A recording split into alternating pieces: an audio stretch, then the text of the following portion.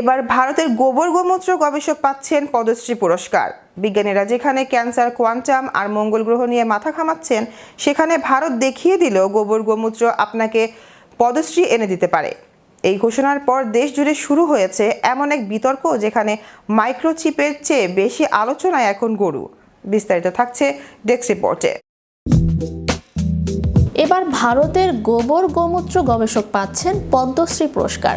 বিজ্ঞানীরা যেখানে cancer, quantum আর মঙ্গল গ্রহ নিয়ে মাথা ঘামাচ্ছেন, সেখানে ভারত দেখিয়ে দিল গোবর গোমূত্র আপনাকে পদ্মশ্রী এনে দিতে পারে। হ্যাঁ, আইসিটি মাদ্রাসের পরিচালক অধ্যাপক ডিমাকটিকে পদ্মশ্রী দেওয়ার ঘোষণার পর দেশ জুড়ে শুরু হয়েছে এমন এক বিতর্ক যেখানে মাইক্রোচিপের চেয়ে বেশি আলোচনায় এখন গরু।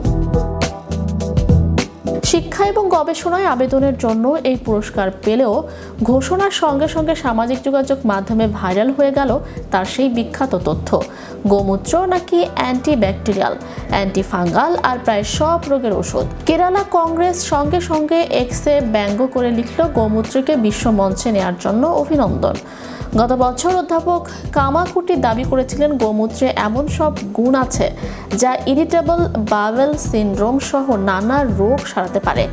আর ইন্টারনেট তখন থেকেই প্রস্তুত ছিল মিম বানানোর জন্য।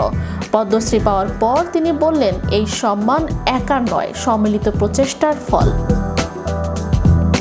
অনেকেই তখন মনে মনে ভাবলেন, এই সম্মিলিত প্রতিষ্ঠাতে গরুর অবদান কত অংশ। তিনি আরও জানালেন, বিকশিত ভারত 2047 সালের পথে কাজ করে যাবেন তিনি, সম্ভবত নতুন কোনো ডেইরি টেকনোলজি নিয়ে। কংগ্রেস বলল, এটা বিজ্ঞান নয়, এটা প্রোপাগান্ডা।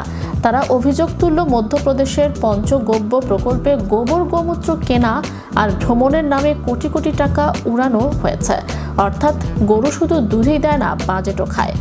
অধ্যাপক কামিকটির পক্ষে নামলেন জোহা প্রতিষ্ঠাতা শ্রীধর ভেম্বু। তিনি বলেন, গোবর ও গোমূত্রে মূল্যবান মাইক্রোবায়োম থাকতে পারে, আর যারা এটা মানে না তারা ঔপনিবেশিক দাস মানসিকতায় ভুগছে। তার যুক্তি, হাওয়ার্ড অথবা MIT করলে সেটাই বিজ্ঞান, আর দেশীয় কেউ করলে সেটা কুসংস্কার। কংগ্রেস পাল্টা চ্যালেঞ্জ ছুড়ে বলল, ভেম্বু যেহেতু বিলিয়নিয়ার, তাহলে তার কোম্পানি এই গোবর গোমূত্র রিসার্চে বড় বিনিয়োগ করুক। ক্যান্সার, কোভিড সবকিছুর ওষুধ যদি এখানেই থাকে, তাহলে আর ল্যাব লাগবে কেন? একটা গোশালা খুললেই তো হয়। এই পুরো ঘটনায় একদিকে যেমন পদ্মশ্রীর মতো রাষ্ট্রীয় সম্মানের মান নিয়ে প্রশ্ন উঠেছে, অন্যদিকে দেখা যাচ্ছে ভারতের এখন বিজ্ঞান, বিশ্বাস আর গোয়ালঘর একসঙ্গে একই মঞ্চে প্রশ্ন একটাই, আগামীতে কি মেডিকেল প্রেসক্রিপশনে লেখা হবে দিনে 2 চামচ সিরাপ আর সকালে 1 কাপ গোমূত্র? ম্যাজিক বাংলা টিভি, বিনোদন ডেস্ক।